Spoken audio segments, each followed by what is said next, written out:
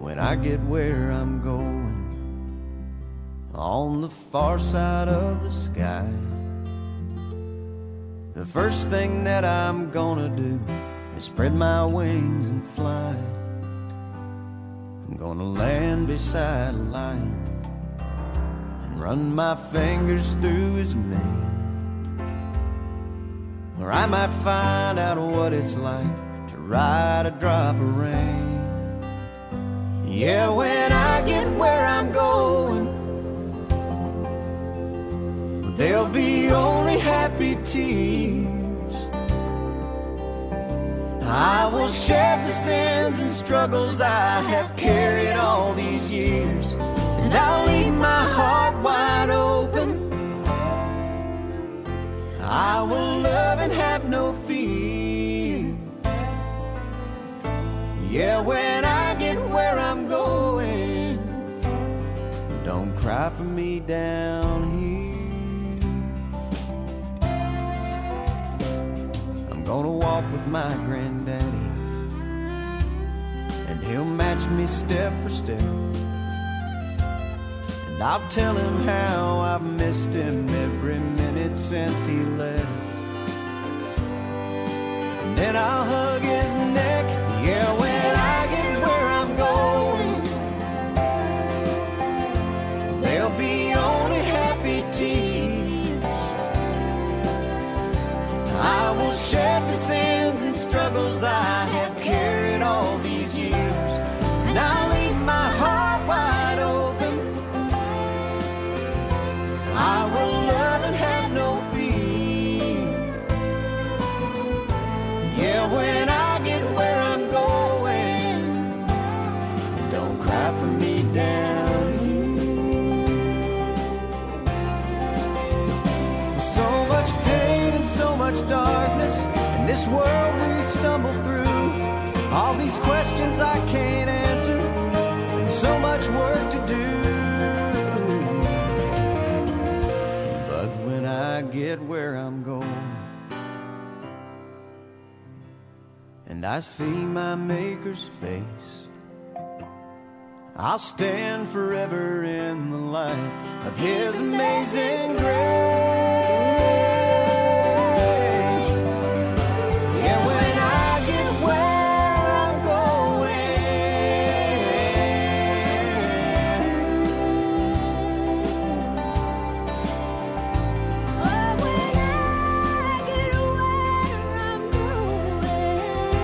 there'll be only happy tears.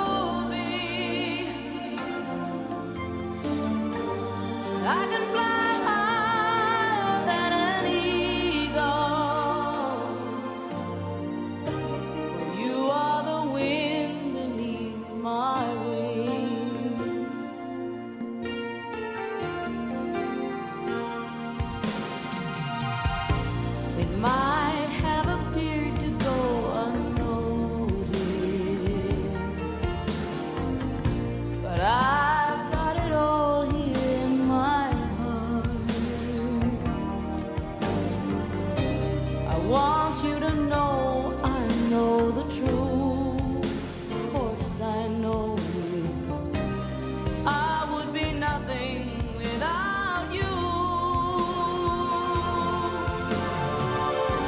Did you ever know that you're my hero? You're everything I wish I could be. I could fly higher than an eagle, for you are the wind beneath my wings. Did I ever tell you you're my hero? You're everything, everything I wish I could be. Oh, and I can fly higher than an eagle. You are the wind beneath my wings. 'Cause you are the wind beneath my wings. Oh, the wind beneath my wings. You are the wind beneath my wings. Fly,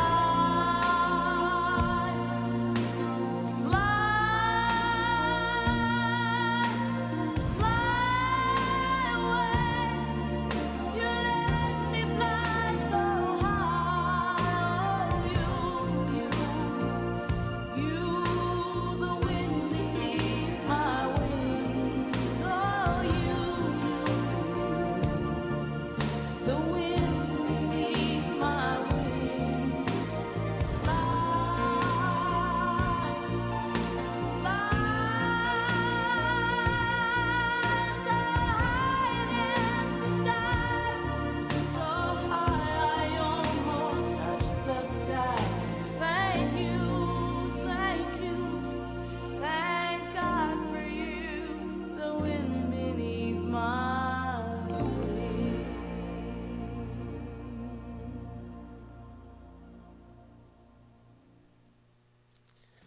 Good afternoon. I am Mike Scoggins. For those of you that don't know, I am Granny's grandson-in-law, and I want to welcome you here today. And on behalf of Bonna and Hilda and our family, we appreciate our friends that are here today and those that have supported us throughout her illness and throughout her death. There's a lot of folks here today, and I know she'd be very pleased and happy about that. And I see a couple of her caregivers that are set right in with their family, and we're grateful they're here. BB, I know.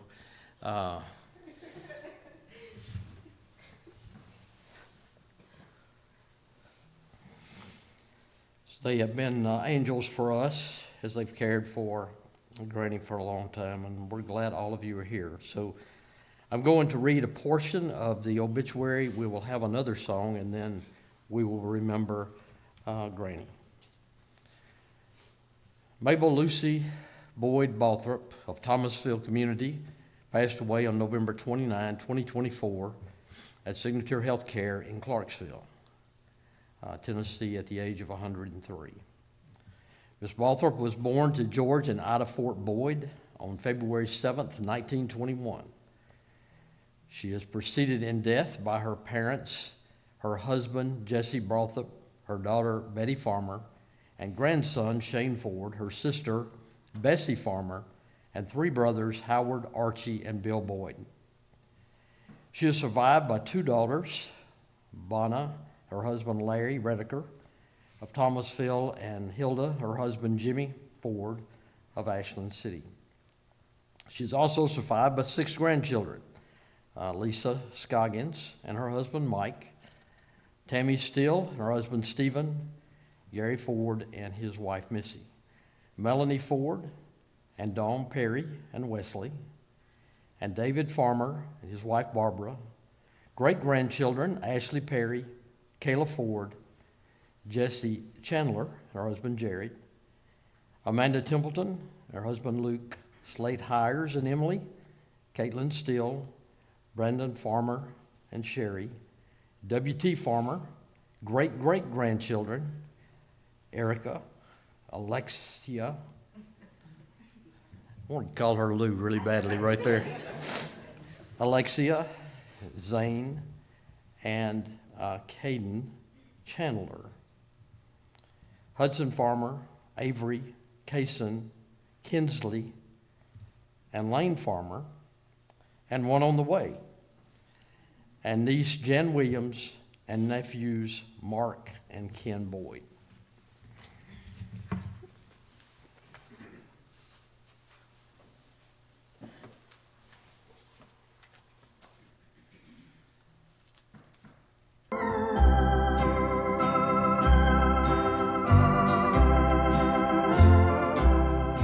When my way groweth drear, precious Lord, linger near.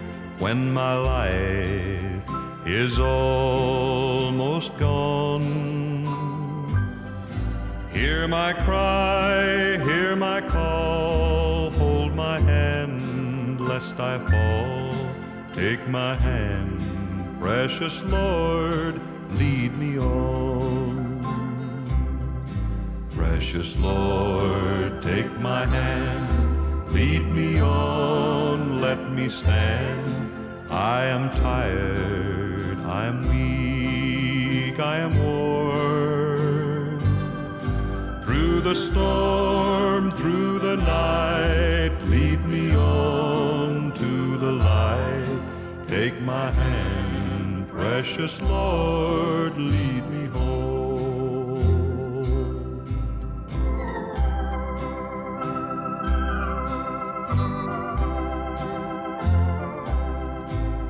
My work is all done, and my race here is run.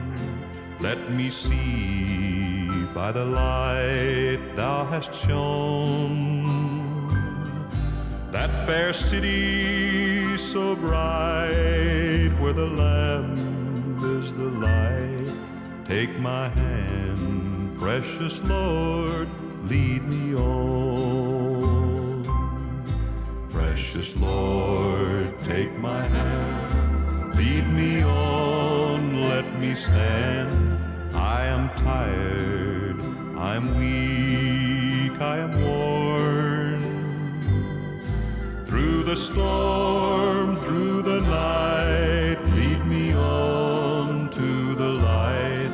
Take my hand, precious Lord, lead me home.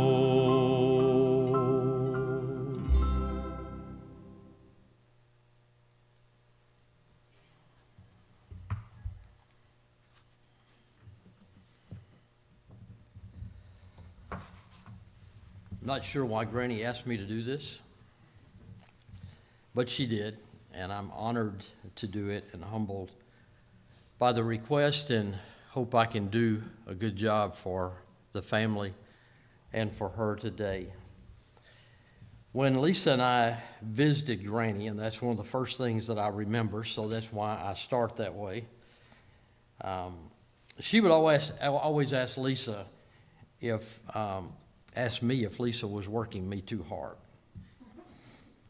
And I would always answer that she was working me too hard. And she really was. And then Granny would fuss at Lisa, and Lisa would protest, but to no avail. Granny always took my side. And this banter became a tradition of our visits. The reality was that it was her way of showing love to me. She made me feel welcome in her home from the very beginning. And in those conversations were very special. In those conversations, I could see how much she loved Lisa. And I also knew how much she loved the rest of the family, because she would always ask about everyone, and it always started with Shane. I don't think we ever spoke to her or had a conversation that she didn't talk about the family and her church family at Mallory's. They would be in the conversation somewhere. Those were special conversations for me, and visits that I enjoyed very much. She was very much in the moment, making the most of those visits. She was a spirited person and had a mischievous side. She was quick-witted and could always inject humor into our conversations. Going to miss those. Those conversations would usually eventually turn to craft projects and cooking and things of which she and Lisa enjoyed a shared interest. And as you know, it was usually very warm in there. And so it would be hot, and Bob Ross would be speaking softly on the TV. If you don't know who Bob Ross is, look him up. I might have dozed off a time or two. When I woke up, I realized I had lost track of time, and Bob had created another masterpiece, and we were ready to go. You know, as I look at our family today, and they're a pretty incredible group, so glad they've decided to keep me. I can see that our longtime matriarch was, in a way, making her own masterpiece. She would take the moments and the conversations and the way she lived her life and the example that she was to us, and she was creating a masterpiece as well. I enjoyed my relationship with Granny. In fact, I love Granny just like all of you all do. You know, the one thing that I did not anticipate, and I'll just go ahead and say it on the front end, was how emotional that I was going to be. I've done this a few times before. That always kind of stayed inside, but I don't think that's going to happen today. Granny was always on my side, but the reality is that she was always on your side and your side and your side and your side. She was always on everybody's side, every member of the family. Now, don't get me wrong, she was very opinionated. And she may not have agreed with everything we were doing or saying at a given time. But even with that being the case, make no mistake, she loved everybody deeply, even when she was talking to you. Granny lived to be 103 years, and it would be difficult for me to do this and to remember her and not to acknowledge the length of her life, because that is pretty unusual. So, to give some context to what she experienced and the changes she saw over a century of living, I wanted to look at and consider some of the events that were going on when she was a young girl and when she became a teenager. She was born in the roaring 20s, the decade of the flapper girls. It seems to suit her quite well. It was in this decade that knee-high skirts and dresses became socially accepted. Very risque. Silent films were all the rage. Babe Ruth became the most famous ball player of all time. And just 2 years before she was born, women got the right to vote. Prohibition started, and the Grand Canyon was designated as a national park. Population in the U.S. was over 106 million. Population in the U.S. today is nearly 350 million. So she's seen a lot of changes and a lot of new faces in her life. So the decades of the 20s and 30s, there were a lot of things that happened. It changed society as we know it today, and there was no way I could even scratch the surface, and you don't want to be here that long. But I did want to mention some things. So in 1920, the TV became common in households. The telephone increased significantly. By 1930, there was 1 in half the homes in America. 1920s, when cars became a common household item in the United States, and for the younger folks here, we did get by, they did get by back then with no mobile phones or internet, and no interstates. Didn't really need them. So as she approached her teenage years, the country was experiencing the Great Depression. 1929, the rise of the Nazi Germany and the systematic extermination of Jewish people was occurring, the most horrific thing I think that's occurred in our history. But on the other side, the national anthem became official. The Empire State Building was completed. And Amelia Earhart became the first woman to fly solo across the Atlantic. And there were some other good things. Air conditioning and cheeseburgers were discovered. And by the way, Prohibition ended. That didn't last very long. So that is the backdrop of Granny's life. It was an incredible time of change. And her whole life and that generation's whole life was change and challenge as they grew up. There were some good times, there were some tough times. Her generation grew up with grit and determination. They were smart, they were innovative and strong. Granny had a strong value set. Integrity, honesty, hard work, gratitude, and generosity were her values. And Granny would need strength and grit as she faced the challenges of her life. Her values and her faith would be challenged. But she and Pop demonstrated commitment and determination and gave us an example how to live life and take care of business. And I didn't get to know Pop. I've just been listening to you. And that's what I hear. Granny was born in Robertson County and lived in Oak Plains. We have gone to some lengths to figure out where Purdue was, because when she talked to Lisa and I, she always talked about growing up in Purdue. Well, Larry Redeker went on a quest to figure out where that was, and he found out that that is over near Brewer's Chapel church in that area is where she lived. And of course, that is consistent with Oak Plains. But I don't know why it intrigued her. I always thought she was saying that we were poor and that's the best we could do. And that could be true, but she called that area Purdue, and it stuck in my brain. So she moved to Thomasville. She went to school, played basketball on a team called the Dominickers. Well, the Dominicker is a rooster. This was a girls' basketball team. It was one of my favorite conversations with her because she had some trash talk. All these decades later, she was talking about how tough these Dominickers were, and she still remembered her opponents and the ones she didn't like. This was decades later. I love basketball. I spent a lot of my life in the gym. Huge admirer of Pat Head, and for her to talk about her experiences playing basketball with me, I could have listened to that forever. But it was just pretty funny to see her at that time, I guess already in her 90s or close to it, trash talking the other teams after all those years. I understand she lived in Nashville for a while and worked as a cook, but she married Jesse Balthrop, Pop, and they had 3 daughters, and this was in Thomasville. Together, Betty, Hilda, and Vanna, they lived their life and raised their families in Thomasville. And what you've told me, Thomasville was quite different back then. Apparently, it was a community, and it did have a store, and it did have a doctor, and it was a community. None of that is there today.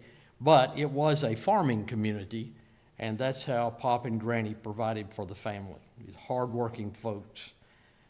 Granny was a daughter, a wife, a mother, a grandmother, a great-grandmother, a great-great-grandmother, and as they used to say, she worked public work, is what they said back in the day. But she worked at Acme Boot Company in Ashland City for many years, and I think the number I seen yesterday was 29 years that she worked there. So Granny was industrious. She worked hard. She made sure her family was taken care of. She faced the disappointments of life with courage. She was only 51 when she lost Pop in an accident. And from the conversations that we had, I feel like that she missed him dearly for the remaining 52 years of her life after his death. She lost her oldest daughter, Betty, in 2016. And when we would talk to her after that, nearly always, she would talk about Betty and there would be tears. It broke her heart. She had a number of health issues of her own and was a breast cancer survivor. and certainly in the last part of her life went through a great deal of health challenges, and where these angels right here helped take care of her along with the family. I learned a lot during those conversations that I had with her, those moments that she obviously wanted to make the most of. I learned that she loved the Lord, and she loved her family, and she loved them both a lot. I learned that she had a lot of interests: crafts, cooking, flowers, birds. And when I visit all of our family, I see that a lot of that has passed along, and that these interests that many of it in our family have also. But, more importantly, we're all God-fearing Christian people that are devoted to family. And that's what you will see in this family, who always stands by each other in the time of trouble and is devoted to each other. We're certainly not alike, but there are a lot of great cooks and a lot of talented people, and we have the same or similar interests to hers, and we've adopted similar traditions, in large part because of her. It was very important to Granny to have the family together. Until she was no longer able to do it, everyone would come to her house for the holidays. I participated in many of those events. The food and fellowship was a blessing to me as I was getting to know the family.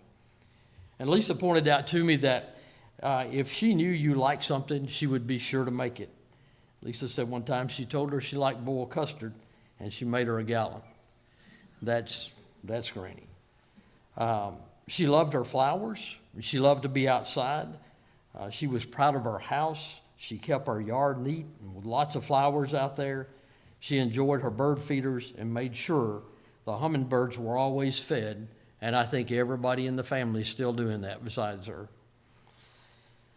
She really enjoyed making things for other people. Anybody know what that is? Everybody up here has one of these, or probably several actually, a drawer full. Those are cup towels, and there was some other of her crafts displayed right over there. And she really enjoyed that. And I think it was just, something that she could do, and another way for her to show her love for us. She made cup towels, afghans, dishcloths. Lisa was wearing a necklace yesterday that she had made, and she made aprons. And Lisa also told me that she collected ribbons from Pop's grave to make a pillow top, which Lisa now has and treasures. Granny was known for her excellent cooking, so if there's any dispute in what I'm about to say, I take no responsibility for this, but I believe it. My understanding is the chicken and dressing recipe that the family uses is hers. The homemade sausage recipe the family uses is hers. And the homemade ice cream that Lisa makes is Granny's recipe. I don't care whose recipe it is. It's really good. And I've eaten my share of that. I have been told, and I never ate this, that she had a specialty called Granny Snacks. Granny Snacks are, Melanie looks like she doesn't know what that is. Candy made with peanut butter and corn flakes and Karo syrup. You just didn't like it, right?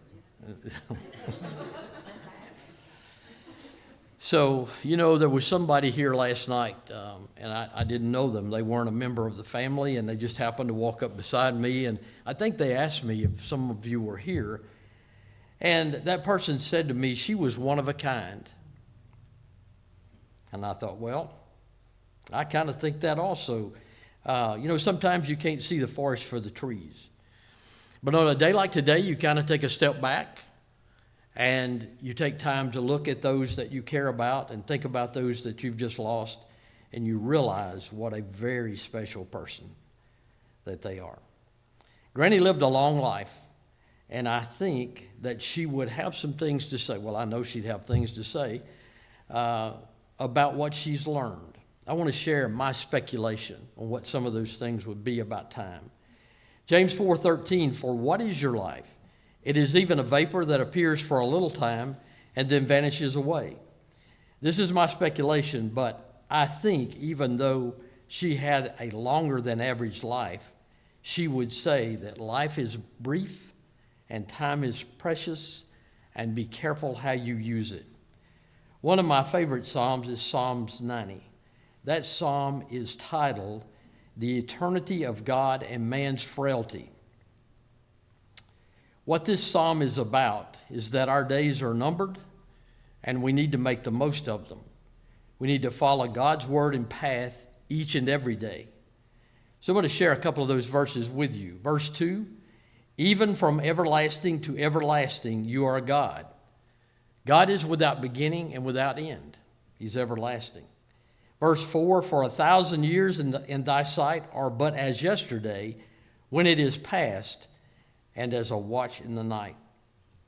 So 1,000 years may only be as a watch in the night to God, but for us, verse 10 says, the days of our years are 80 years and 10, and if by reason of strength they be 80 years, yet their boast is only labor and sorrow, for it is soon cut off, and we fly away. While 103 years may seem like a long time, even the longest life is filled with trouble, and it is over quickly. The key verse in that chapter is verse 12. It says, so teach us to number our days, that we may apply our hearts unto wisdom. What that simply says is, make the most of your time. Make every day count. Verse 17 says, and let the beauty of the Lord our God be upon you. Establish thou the work of our hands upon us. Yea, the work of our hands, establish thou it. And what that says is, God, help me to know how to make the best of my day, how to behave, how to talk, how to act, how to work, how to make the most of this day that I will never get back. Psalms 119, 105 says, your word is a lamp unto my feet and a light unto my path. So the lesson is, let God direct our actions each and every day. If you want to change your life, read Psalms 119. Just read 8 verses a day until you read all 176 of them. It's all about the Word of God, and it's a guide for your life. Read that chapter, a few verses a day, and it will change your life.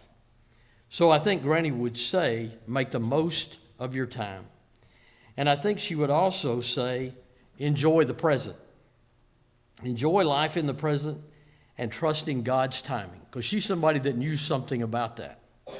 Ecclesiastes 3:11, he has made everything beautiful in its own time. The first verse says, there is a time for everything and a season for everything under the heavens. I know that had to be hard for her when Pop lost his life, and she was only 51 years old, and she didn't like the timing. And I know some of the rest of you in this room personally, and you've experienced those kinds of things in your life. It didn't seem like a beautiful thing. And when she lost Betty, the timing didn't seem to be good. But I think what this means is that God has a reason and a time for all things. We may be ignorant of God's timing, but we are called to enjoy life in the present and trust God's sovereignty. God is all-powerful.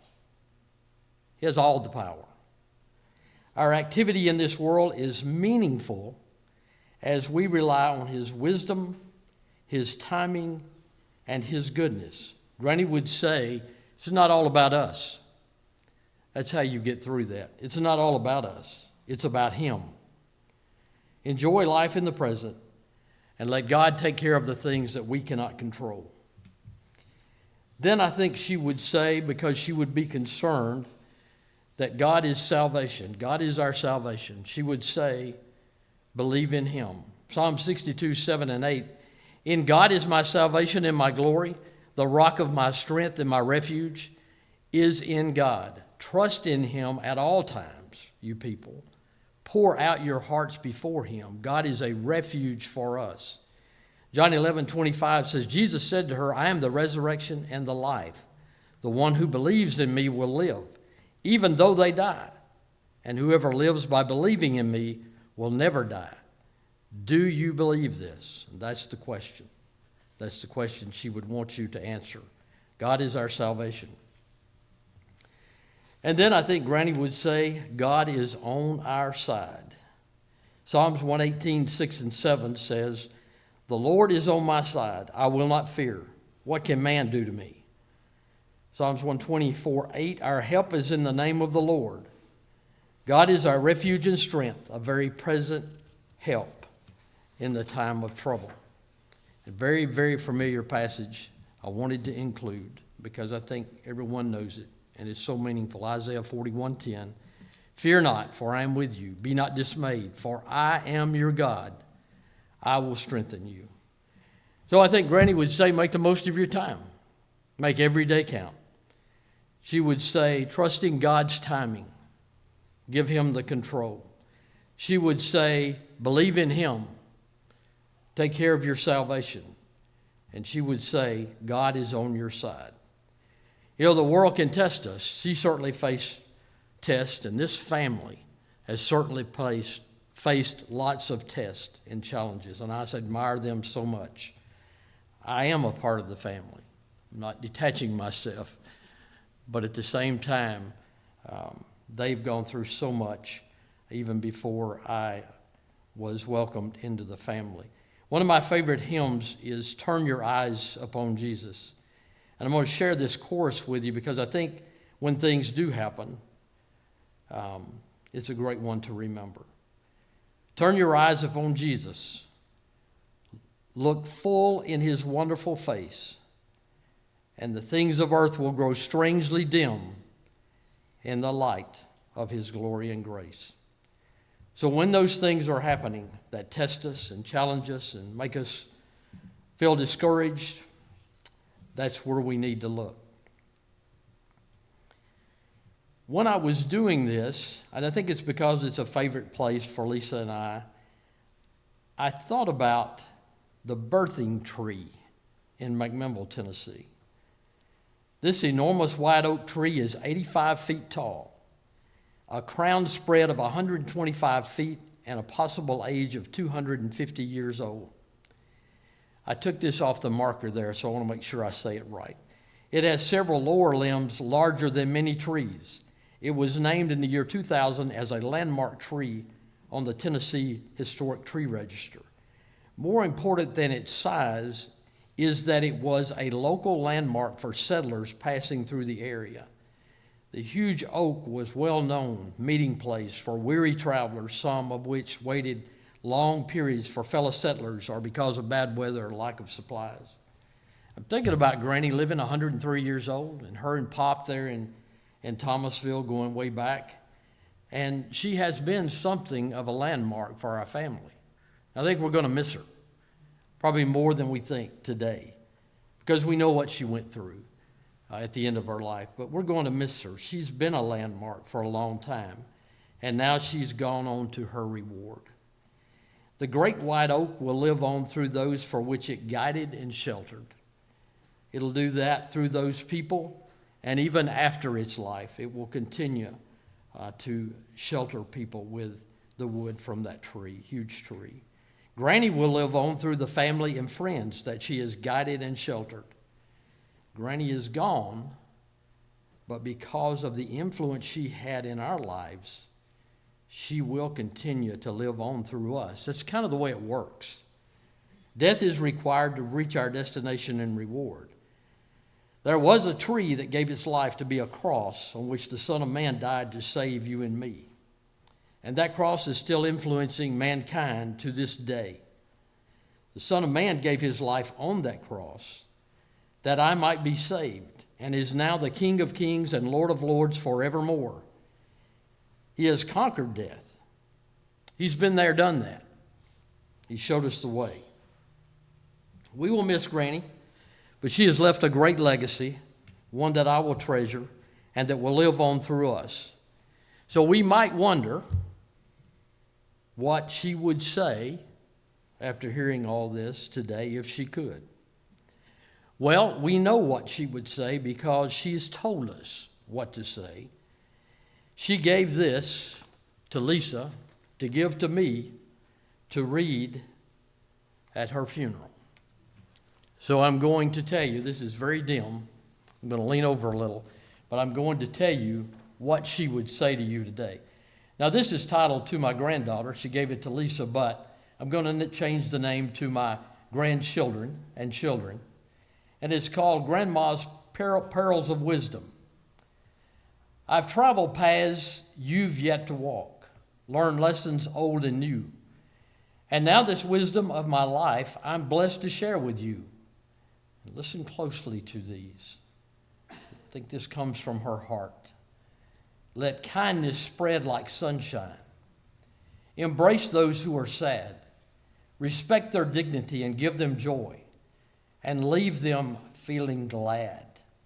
Forgive those who might hurt you, and though you have your pride, listen closely to their viewpoint. Try to see the other side. Walk softly when you're angry. Try not to take offense. Invoke your sense of humor. Laughter's power is immense. Express what you are feeling. Your beliefs you should uphold. Don't shy away from what is right. Be courageous and be bold. Keep hope right in your pocket. It will guide you day by day. Take it out when it is needed. When it's near, you'll find a way.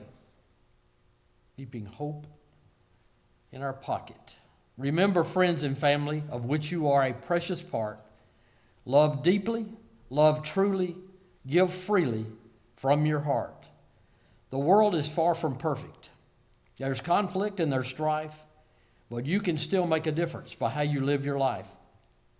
And so I am blessed to know the wonders you will do because you are my grandchildren, and I believe in you.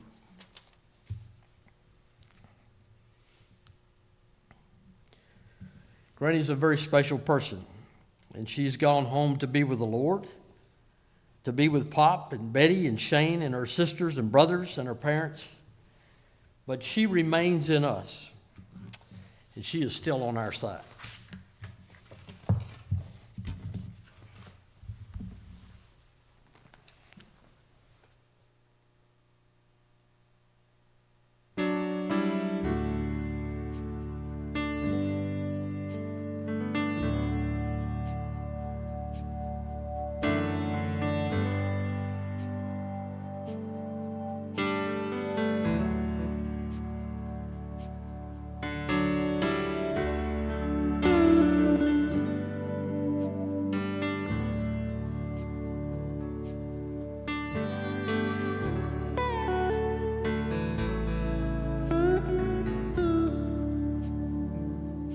I know your life on earth was troubled, and only you could know the pain. You weren't afraid to face the devil. You were no stranger to the rain. So go rest high on that mountain. The sun, your work on earth is done. Go to heaven shouting love for the Father and the Son. Oh, how we cried the day you left us. We gathered round your grave to grieve. Wish I could see the angels' faces when they hear your sweet voice sing. So go rest high on that mountain. The sun, your work on earth is done. Go to heaven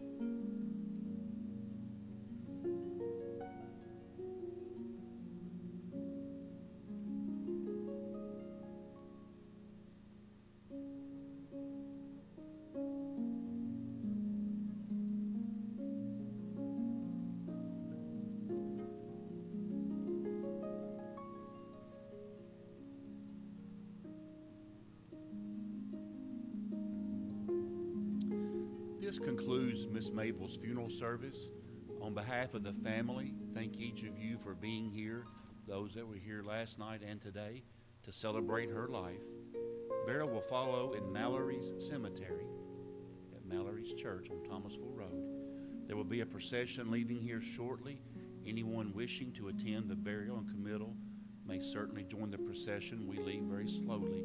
The family is first, and you can just fall right in behind them if you choose. Just keep this family in your thoughts and prayers in the days and weeks to come. At this time, I'll ask the pallbearers to please stand.